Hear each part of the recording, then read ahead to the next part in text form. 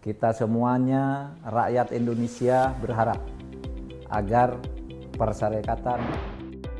Sisi lain dan gaya hidup Menko Polhukam dan Ketua Kompolnas Mahfud MD. Saat menjadi bintang tamu podcast Deddy Corbuzier, Menko Polhukam Mahfud MD mengaku jika motif eksekusi Brigadir J mengerikan, sekaligus menjijikan dan hanya bisa didengar oleh orang dewasa. Jabatan Kompolnas yang diembannya sejak 2020 lalu membuat Mahfud MD punya akses VIP atas informasi proses penyidikan kasus Brigadir J. Namun karena sensitif, Mahfud tidak bisa mengungkapkan ke publik motif eksekusi berencana terhadap Brigadir J. Dipercaya mengisi 2 jabatan strategis yang komentarnya selalu dinantikan media, sosok Mahfud MD yang belak-belakan sejak awal karir dikenal memiliki latar pendidikan hukum dan agama yang mumpuni.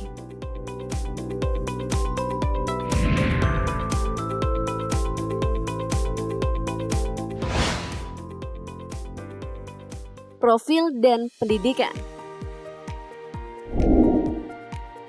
Mahfud MD lahir di Sampang, Madura, Jawa Timur pada 13 Mei 1957.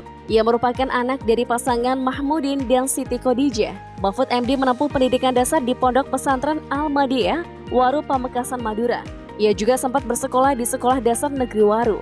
Ia kemudian meneruskan studi di Pendidikan Guru Agama Negeri PGAN Pamekasan. Setelah itu, Mahfud MD mengenyam pendidikan Hakim Islam Negeri PHIN Yogyakarta. Soal gelar strata 1, Mahfud MD beroleh 2 titel dari 2 universitas berbeda, yakni Sarjana Hukum Tata Negara dari Universitas Islam Indonesia, serta Sarjana Sastra Arab dari Universitas Gadjah Mada. Ia terus melanjutkan pendidikan S2 di UGM jurusan Ilmu Politik dan kemudian mengambil S3 jurusan Ilmu Hukum Tata Negara di UGM dan lulus pada 1993.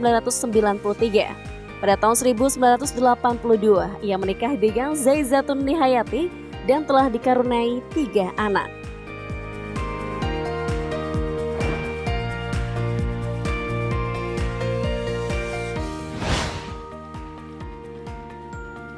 Pencapaian karir. Setelah menggondol gelar sarjana hukum pada usia 26 tahun, Mahfud memulai karirnya sebagai dosen di kampus alma maternya UII Seraya Kuliah pasca sarjana di UGM.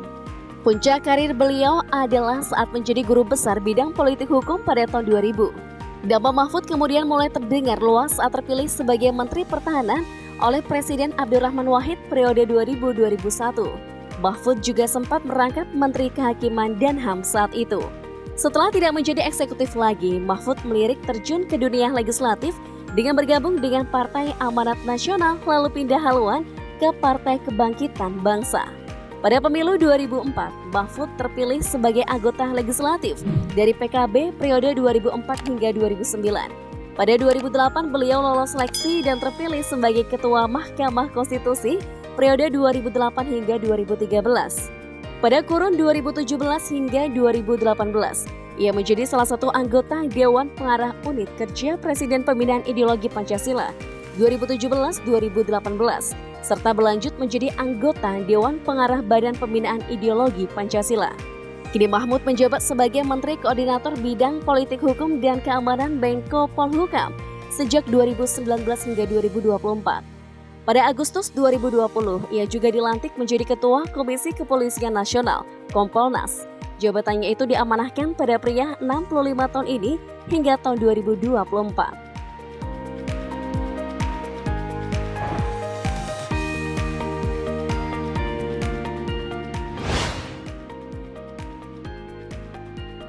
Gaya hidup bersahaja dan berintegritas.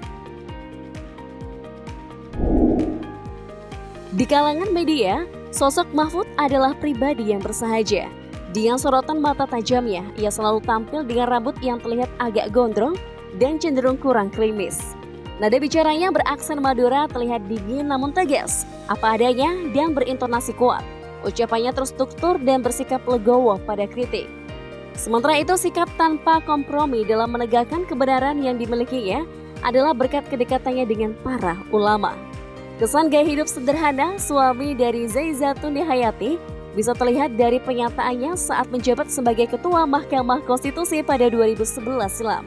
Saat itu ia mengatakan gaya hidup berlebihan dari para penjabat bisa menjadi satu penanda bahwa penjabat yang bersangkutan berkelakuan tidak baik. Tak jarang para penjabat menghalalkan segala cara untuk bisa memenuhi gaya hidup mereka. Salah satunya dengan korupsi. Soal gaya hidup keseharian, Mahfud MD rupanya gemar mencicipi berbagai kuliner Nusantara ketika berkunjung ke berbagai daerah.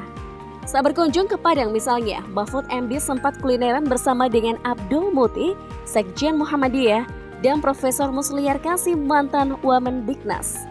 Ketiganya terlihat mengabadikan momen ketika makan di warung ikan bakar Jody Ikun. Ketika berada di kota tempatnya menempuh pendidikan Yogyakarta, Mahfud MD menikmati sejuknya kawasan Kaliurang, sembari ngobrol bersama sahabat-sahabatnya di Kopi Klotok. Saat berdinas ke Ambon, Mahfud MD mengaku ketagihan dengan papeda kuah ikan bumbu kunyit.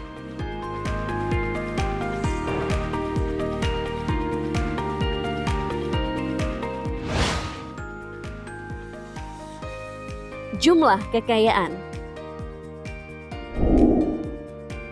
Berdasarkan catatan LHKPN 2021, Mahfud MD disebut memiliki jumlah kekayaan senilai 29 miliar rupiah. Jumlah kekayaan tersebut naik tipis dibandingkan tahun 2020 yang mencapai 27 miliar rupiah. Harta tersebut merupakan akumulasi dari beberapa aset, di antaranya 15 tanah dan bangunan senilai 12 miliar rupiah, alat transformasi dan mesin senilai 1,6 miliar rupiah, dan harta bergerak lainnya sebesar 180 juta rupiah. Selanjutnya, Mahfud juga melaporkan kepemilikan atas kas setara kas senilai 15,7 miliar rupiah.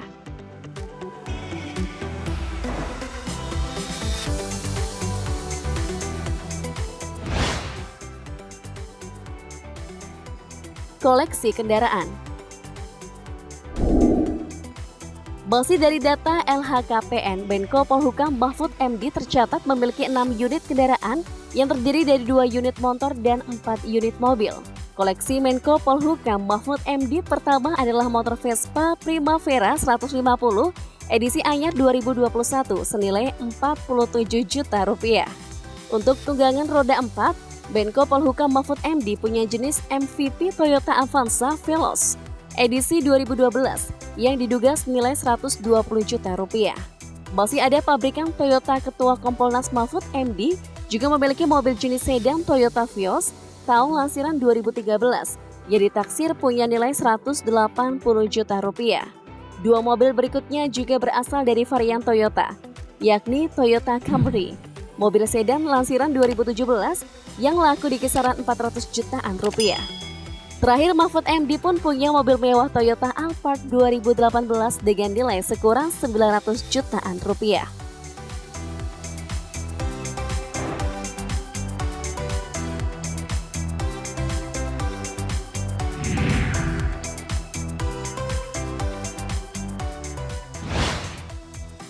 Eksistensi Mahfud MD yang warawiri di layar kaca terkait kematian Brigadir J ternyata tak diapresiasi positif semua kalangan.